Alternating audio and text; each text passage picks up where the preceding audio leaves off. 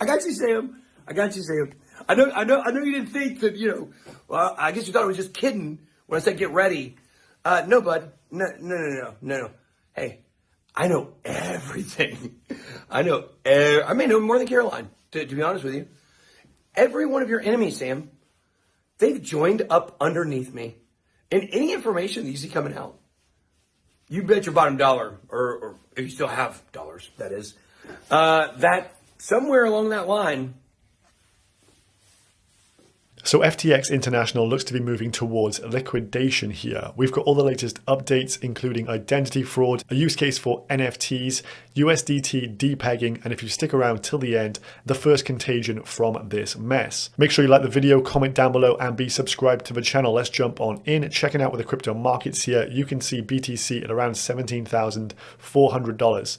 This is quite bearish here. This is pushing up as the previous low is now acting as a resistance level around that 17.5k mark. Nice bounce from the mid 15ks just yesterday, but seeing resistance here at 17.5 is not a good look. So do look out below. If we just check out some of the biggest gainers right now, big moves for the likes of Chili's, with of course the World Cup coming up in the next week.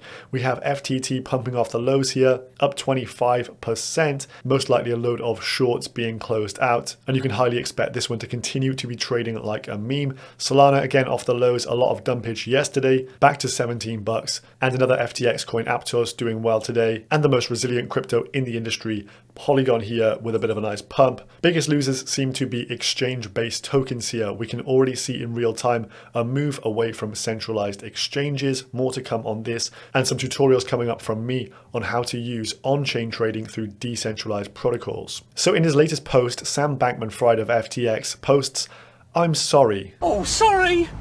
Oh, I'm sorry. Don't hurt me. Sorry. He says he's effed up and should have done better.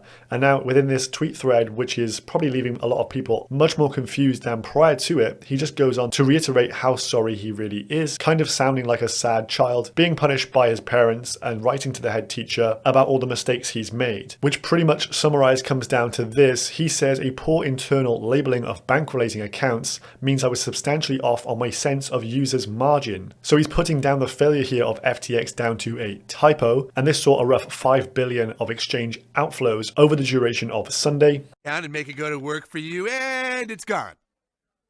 What? Sorry, yeah, that's gone. Which leads him to the conclusion that he was shit at it, in his own words. And so we are where we are, which sucks, and that's on me. I'm sorry. Anyway, right now my number one priority by far is doing right by users. So apparently he is now trying to get more liquidity to the exchange so people can start to withdraw. This is where Justin Sun entered in a rather strange twist of events, allowing people to remove Tron-based tokens. Whilst in the meantime you could still trade on FTX, you could use your balance to swap, say, your USDC into some of these Tron tokens, which were now trading at a huge premium, and then you could withdraw those Tron-based tokens to the Tron network, presumably then sell them on a different exchange and take a massive haircut. So just a real pile of crap here. That is one big pile of shit. Then the thread signs off that Alameda is winding down, and if FTX continues to operate, there will be governance in place, and whether people want him around or not, they can decide. Well, I think we can guess what the answer to that one would be. So now on to the latest news coming from the Bahamas. Remember, FTX International is a Bahamas-based company.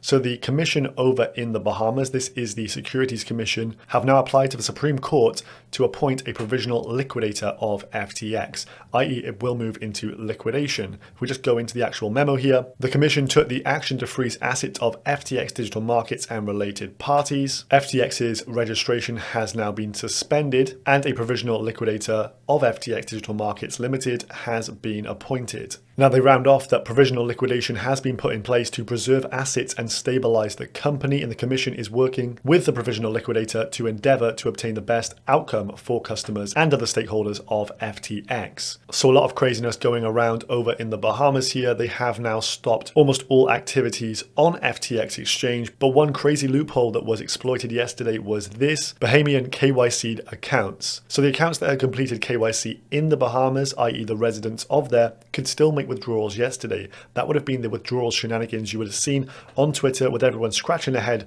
wondering why these Latin American sounding names were getting money out. Well, it seems that if you had a KYC'd account here, you were able to still withdraw. So this led to a load of OTC deals taking place, essentially identity fraud with individuals buying up Bahamian accounts of the FTX exchange, so assets could be moved around and actually withdrawn here. I don't think this is a genuine chart, but according to some unconfirmed screenshots from Telegram chats yesterday, huge amounts of money were traded for Bahamian KYC'd accounts of FTX. This brings us to this, the use case for NFTs here. NFT trading is now paused on FTX. So FTX had their own NFT marketplace, and this was used as an exploit and a rather high IQ way to get funds out via the mentioned description using KYC'd accounts from the Bahamas. So as Kobe tweets here, apparently this is a Bahamas account withdrawing other people's funds for them. They are likely bypassing the internal balance transfers block by selling NFTs on FTX's NFT marketplace. So as an example here, if you had a Bahamas account, what you could do is put an NFT up for sale on the marketplace. You could then be in cahoots with someone else you'd spoken to, say a resident of the UK, for example. That resident could then go buy the NFT with their full balance, maybe millions of dollars, and then the Bahamas residents could cash that out whilst taking a cut. That is the kind of craziness and illegality going on over here over the last 24 hours. This has now been shut down, but that was what was happening. It is high IQ, but it is also most likely highly illegal. So over $21 million withdrawn to this specific address that was utilizing this scheme. And as Kobe rather amusingly points out, this appears to be the first recorded case of NFT utility in existence. So in the pandemonium yesterday, we had USDT de-pegging with fears that it was massively backed by Alameda and FTX, with around 50% of all USDT that has ever been minted by Alameda/FTX themselves. Now this should not be an issue, as USDT should be backed by cash or cash equivalents, meaning people can cash it out for real dollars. However, as we can see from the chart yesterday, this was over on Kraken BUSD trading at a massive premium up to $1.03, whilst USDT traded down as low as 94 cents there. So a massive arbitrage in between there for anyone willing to take the punt that USDT was fully backed by cash or cash equivalents. This led to hero of the hour, Justin Sun of Tron, with Tron DAO pledging $1 billion worth of USDT, followed by an additional 300 million USDT open market bid in a move he described to safeguard the overall blockchain industry and crypto markets. There was huge speculation that Alameda were actually shorting USDT, so they may have been trying to revenge trade here. There was a lot of movements on the Curve and Aave pools, with them almost certainly trying to imbalance the stablecoin pairs to make USDT De-peg. And meanwhile, Tether CTO Paolo Adrino said that Tether had processed $700 million in redemptions for cash over the last 24 hours. USDT is pretty much back to $1 now, trading at 0.999. And then finally, we have the first signs of contagion in the market. BlockFi here posting this morning. They're shocked by the news around FTX and Alameda, and due to this, they are unable to operate normally. And in a move to safeguard user funds, they are now pausing all withdrawals as per their terms of service. So this is obviously another black mark on the industry here. A firm that was to be saved by FTX now looking to go belly up for a second time here. So it goes without saying, if you do have your funds on a centralized platform at this time, better to be safe than sorry. Another one I'm looking for updates on is Voyager here. They haven't posted anything recently, but in the agreement for FTX to actually buy up their assets, there was a deadline of the 29th of November. So it looks as if the assets have not been transferred to FTX, who had a successful bid. So another wild day in the books for cryptocurrency. If you're enjoying these up-to-date market announcements, subscribe to the channel, drop me a comment down below, and I'll leave you with a message from today's sponsor. Hey, hey, hey. Hey, hey, hey.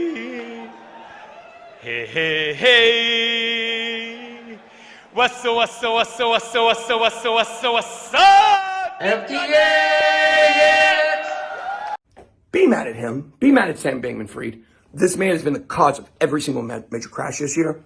In the next 48 hours, a gigantic mainstream story about this is coming out.